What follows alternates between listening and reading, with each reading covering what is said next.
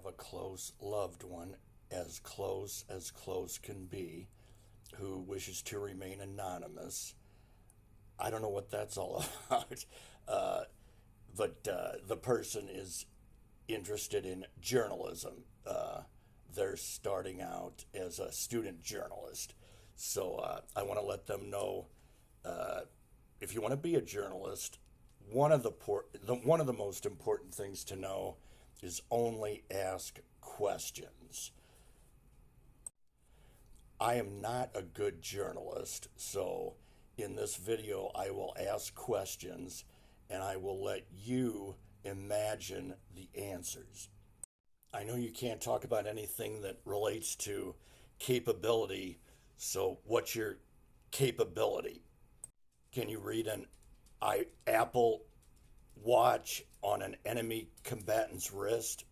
Can you read a license plate on a speeding vehicle racing down the highway? Just exactly what can an analyst see on a target like Maduro in Venezuela? Redacted. Stricken from the record.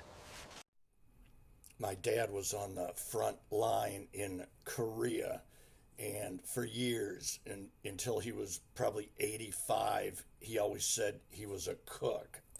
After he died, I dug up some photos from his album, and I found out the only thing he cooked were potential communists. I can only assume why frontliners don't like to talk about what they do, but I have to ask, what did you do? Redacted.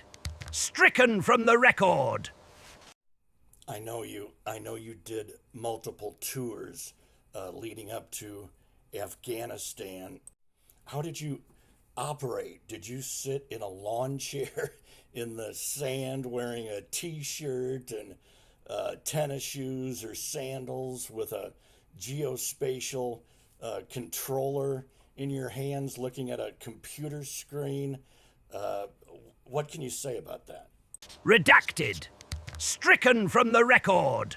I couldn't find any authentic images online showing the scenes of the damage assessments I know you perform after a target is hit. What did you see that the DoD, National Geospatial Agency, whomever doesn't want the public to see or know about? Redacted. Stricken from the record. You're one of my best friends. We share DNA. I know you. I've known you since we were probably 5 years old. I know we volunteered together with the developmentally disabled at a summer camp. You were the only one who had the guts to change the swimming suit of the I'm not going to say worst, the most challenged young man at camp. He was in a wheelchair. He could barely move, and you in the bathroom took off his suit, put his clothes on. I could go 5 minutes talking about what a nice guy you are.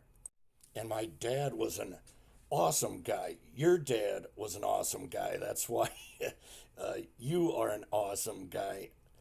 What does it feel like when you have to go to war and do what nobody wants to do? Redacted. Stricken from the record. Okay, that's it. I know you told me you didn't want to share your experiences. Totally understandable. You didn't want me to sensationalize anything. I hope I didn't do that. That wasn't my intention. Don't want to lose a best friend, a family member. If you look at this and you don't like it, I'll pull it down.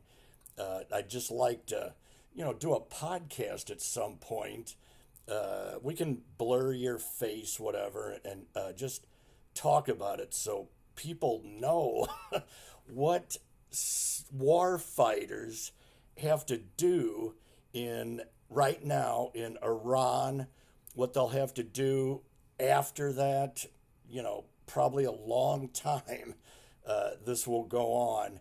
I think the people have a right to know, and they should know.